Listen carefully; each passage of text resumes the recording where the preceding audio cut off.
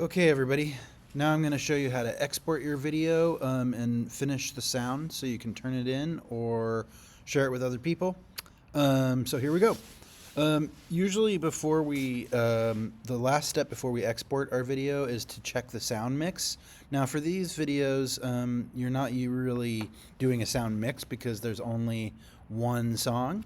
But basically, the trick is we want to make sure that the output on the audio meter, which is over here with the red at the top,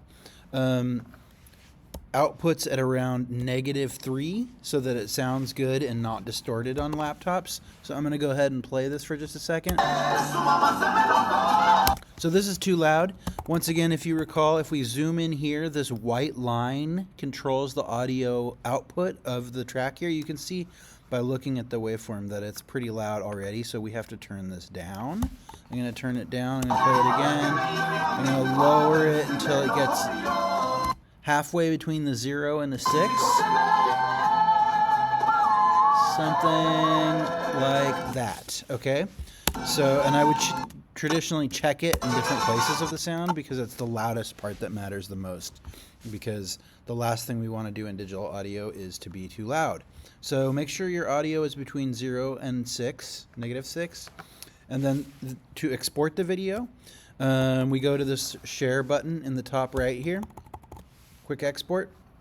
Click that guy. Then we're going to click on this blue title here.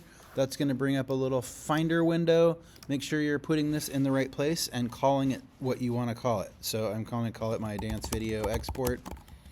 And put it in the folder that belongs to you. Okay, so click here, then you click save, and then you click export, and that's going to take a little bit depending on how long your project is, because it's putting it all together in a self-contained file that can be played without using Adobe Premiere just by double-clicking on the file.